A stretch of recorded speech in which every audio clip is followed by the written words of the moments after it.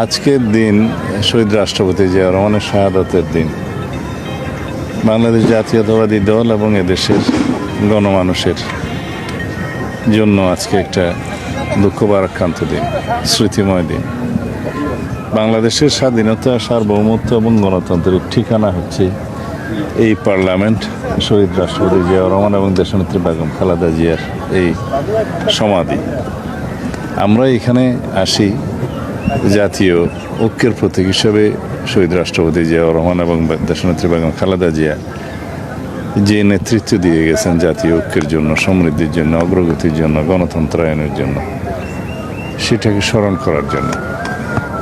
এবং প্রতি বছরই বারে বারে এই দিবসটি আসে। আমরা এই শোককে শক্তিতে পরিণত করেছি।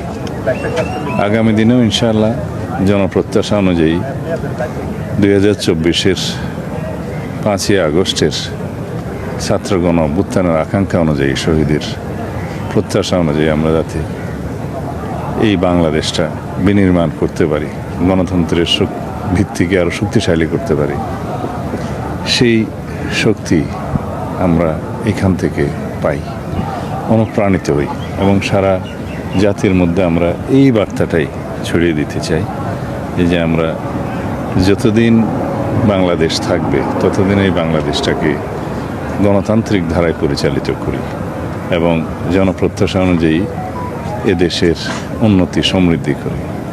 আর স্বাধীনতা, সার্বভৌমত্বের অতন্দ্র প্রহরী হিসাবে শহীদ রাষ্ট্রপতি জিয়া রহমানই এই বাংলাদেশে প্রথম থেকে শেষ পর্যন্ত ভূমিকা রেখে গেছেন।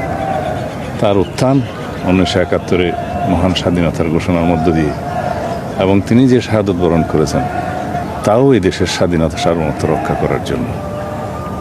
সুতরাং আমরা এই দিনে সবসময় শহীদ রাষ্ট্রপতি জিয়া রহমান এবং তার পাশে শায়িত গণতন্ত্রের মা, এদেশে গণতন্ত্রের জন্য সবচেয়ে বেশি লড়াই সংগ্রাম এবং ত্যাগ স্বীকারকারী নেত্রী দেশনেত্রী বেগম খালেদা জিয়ার পাশে এসে আমরা দোয়া করি বাংলাদেশের জন্য এবং আমরা অনুপ্রাণিত হই।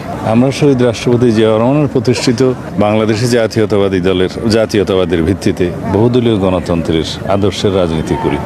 এদেশের সমস্ত মানুষের মধ্যে যে ঐক্য সৃষ্টি করে ঐক্যবদ্ধভাবে এই জাতির সমৃদ্ধির জন্য এগিয়ে যায়, এই শিক্ষা আমরা শহীদ রাষ্ট্রপতি জিয়া রহমানের কাছ থেকে পেয়েছি এবং আমাদের দলের আদর্শ উদ্দেশ্য তাই।